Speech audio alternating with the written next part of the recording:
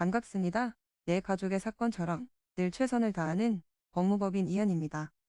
오늘은 모욕죄 성립요건에 대해 한번 알아보도록 하겠습니다. 단순히 욕설을 했다고 해서 무작정 모욕죄가 성립한다고 보는 분도 있습니다.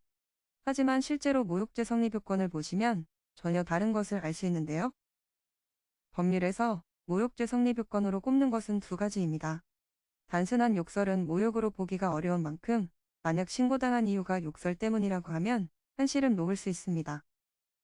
모욕죄 성립 요건에 대한 성립 여부는 스스로 판단해서는 안 됩니다. 객관적으로 봤을 때 충분히 성립되는지 아닌지는 법률 대리인의 조력이 없다면 알아보기가 어려운데요. 만약 경찰과 검찰에 출석했는데 자신의 말이 뒤늦게 모욕죄 성립 요건에 해당하는 걸 안다면 어떨까요? 이때는 대응을 하고 싶어도 어디서부터 해야 할지 몰라 고민이 클 수밖에 없습니다.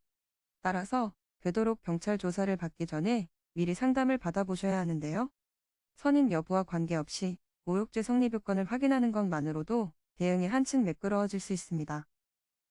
만약 모욕죄 성립 요건에 해당하지 않는다고 하면 이를 구체적으로 밝힐 수 있는 증거와 함께 수사받으면 됩니다.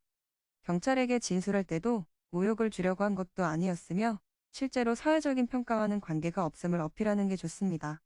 하지만 성립하는 경우에는 빠르게 합의를 해야 하는데요. 모욕죄는 친고죄에 해당하다 보니 피해자가 고소하는 게 아니라면 처벌할 수 없습니다. 따라서 합의를 통해 고소를 취소한다면 처벌만큼은 피할 수 있는데요.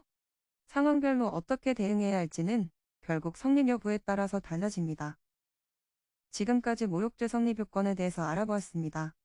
모욕죄로 문제가 생기신 분들 저희 법무법인 이현으로 연락 주시기 바랍니다.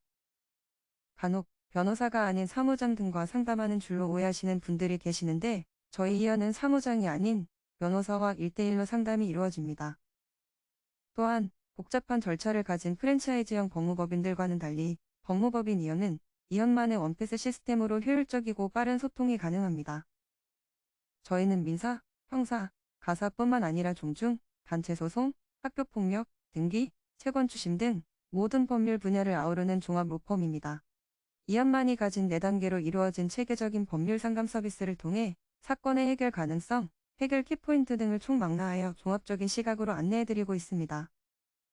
보다 정확한 상담을 위해 전국, 전 지역 상담 접수를 먼저 실시하오니 해당 화면에 보이는 번호로 먼저 연락을 주시면 친절한 안내 도와드리도록 하겠습니다.